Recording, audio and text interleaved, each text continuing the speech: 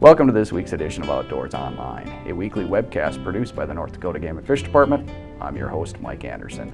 My guest this week is Fisheries Management Section Leader Scott Gangl. Today we're going to talk about the fall reproduction surveys your fisheries crews are just finishing up. Scott, what are they?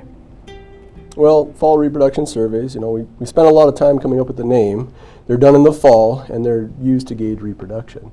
The guys go out at the end of the summer, usually by the time the fish are big enough to catch in our gear, and we'll set nets in a lot of our lakes around the state to determine how good natural reproduction was and how good our stocking success was. Okay, some of the methods you say you set nets, but obviously in the Missouri River system where there's a lot of current, you have to do things differently. What are the methods that you guys use for these fall reproduction surveys? Right, we use a variety of methods. A lot of them are the same as what we would do in the summertime. We use gill nets and trap nets and electrofishing, but the difference in the fall is that they're geared towards just the small fish. So our gill nets have much smaller mesh, half-inch mesh is our standard, and then we have smaller trap nets with smaller mesh to catch fish so that they don't escape. And then the electrofishing is done on the river because of the flowing water and the current. We usually use electrofishing both in the summertime for our standard adult and in the fall for our fall reproduction surveys on the river. Typically at night. Right. Electrofishing is done at night on most lakes and rivers around the state. What we're looking for is fish that are in the shallow water, and by fish activity they tend to be shallower at night after the sun goes down. So that's been our standard, and by doing it at night year after year we can compare from one year to the next. We don't have the staff to cover every single lake, but we are just finishing up Lake Sakakawea, Devil's Lake. What are you finding there? Right, we have, out of our district offices, we have staff that cover the big reservoirs and lakes, what we call the big three. It's Lake Sakakawea, Lake Oahe and Missouri River, and then Devil's Lake. The guys are literally just finishing up this week, so I don't have the exact numbers, but the information that's been getting back to me is that we're seeing really good numbers of walleye and sauger on Lake Sakakawea, so we think those two had a pretty good year. Devil's Lake is seeing pretty good numbers of walleye, but the Missouri River and Lake Oahe are still really low in terms of reproduction of anything. The flood of 2011 really shaped and changed things out there. We've had some good walleye reproduction over the last few years, so it's actually a good thing that we didn't have a good year class again this year, because we have a lot of small fish out there, and we, they're going to start competing with one another for limited forage. So it's nice to have some years. You don't expect a strong year class every year. You kind of have some years where you have these big boomer year classes, and then you have some where it's a little bit weaker, and that's not a bad thing. How about the forage on Lake Oahe, Scott? Well, unfortunately, we haven't seen a lot of forage production either in recent years on Lake Oahe. And with all the mouths to feed out there, we're starting to see slow walleye growth rates, and I think anglers probably realize it too with the number of small fish that they're seeing. Those fish are a few years old now. This year we did see some gizzard shad reproduction. The numbers aren't what they were back in like 2008, but we did see quite a few fish down around the state line and up to around Langler's, I think. We did catch some gizzard shad all the way up to Bismarck. So there are fish in the system right now, so they did reproduce, but I don't think the numbers are there yet to provide a lot of forage. And if we can get a mild winter, they may survive and produce more and build upon what's there now. Sure. How about some of the district lakes? What are we finding there?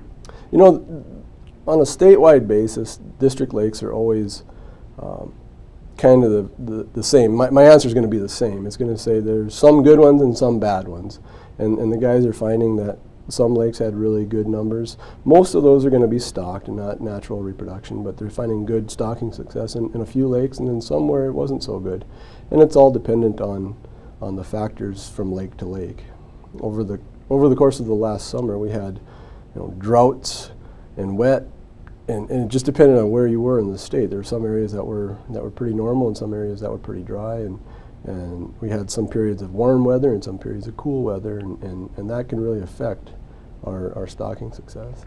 Obviously, we manage roughly 450 lakes around the state. How many district lakes do they survey typically in the fall? We try to get to a lot of those lakes during the summer for our adult population surveys, but in the fall, it's a little bit more targeted, so we don't get to all of them. Probably about a third of them we'll get to. What the guys are looking for is just trying to evaluate, like I said, stocking success and natural reproduction, but then also the success of something like maybe a perch movement. If we transported adult perch from one lake into a new lake, we want to see if they reproduced. We may be looking at forage abundance. A lot of our forage base on these smaller prairie lakes is fathead minnows. And since our gear is designed to catch small fish, we can also assess fathead minnow abundance in the fall, and that kind of gives us an idea of what forage is on some of our lakes too. Sure. You answered this a little bit, but what is the data used for?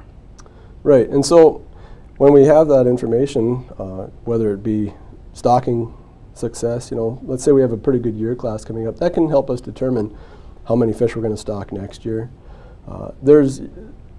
Stocking success doesn't necessarily guarantee that we're going to establish a good year class out there, but it's really important to at least have a lot of fingerling fish in the lake, and if we see good survival into the fall, that's usually the first step. Now they still have to make it through their first winter, and there's a lot of factors that can affect that, but hopefully if we see a good year class in the fall, we'll see that year class survive to age 1, and once they get to age 1, that's what we call recruited, and that means that they're probably going to be in the adult population and start growing until they're catchable by anglers. So that tells us a little bit about, gives us some information on how well our stockings were and kind of what we need to stock next year. And that's where forage plays into it too. So we have these lakes where we have really abundant minnow populations. We may choose to stock walleye in some that we may not have stocked before. And that's really driven a lot of our new walleye introductions around the state, is where we have these abundant fathead minnows. We're trying to take advantage of them and stock them fairly heavily with walleye. Right, so these fall reproduction surveys, they're very important as far as fisheries management. Yeah, they're one of the more important pieces of information that we collect. Summer's been very dry in a lot of locations around the state. How does that affect the water levels on some of these smaller district lakes? Yeah, depending on where you're at, we're seeing water levels that are 1 foot to 2 feet lower in some places, and even lower than that in other places. Like the far southeast has been really dry this summer, and those water levels, we've been blessed with rising water the last 5 or 6 years, and to have a year where we're actually drying out a little bit is probably going to affect things like perch reproduction. We're probably not going to see a lot of perch this year because they really thrive on that flooded vegetation. So when a lake is coming up and flooding vegetation, they do really well. When the lake is receding, they don't do as well. So we may not see very good perch reproduction. And then just having less water in the lake we may start seeing some winter kills this winter, and that's something that we'll monitor as the winter goes on. Overall, in the big picture, Scott, how is the fish population? On a statewide basis, I think we're still sitting very good. Our big lakes, Devil's Lake has a pretty robust walleye population, and Sakakawea is very good right now. The district lakes, we still have over 400 district lakes, so we're still sitting good. They may have lost a little water this year, but in the grand scheme of things, I think that we're still riding with all of the fish, the adult fish, and whatever young fish that we have this year that has been building over the last 5 or 6 years. So I think we're sitting really well going into winter of this year, and we'll just see what Mother Nature gives us in terms of moisture for the coming year. A lot of good information. Thank you, Scott. You're welcome. There are some seasons already open, and some will open shortly. The sharp-tailed grouse and partridge seasons both opened on Saturday, September 9th. The early waterfall season for residents opens Saturday, September 23rd, and the regular waterfall season opens Saturday, September 30th, along with the youth pheasant season. Pronghorn firearms season opens October 6th, and the regular pheasant season opens on Saturday, October 7th, and the deer gun season opens Friday, November 10th. For Scott Gangl and the rest of the staff here at the Game and Fish Department, thanks for joining us for this week's Outdoors Online. We'll see you again next week.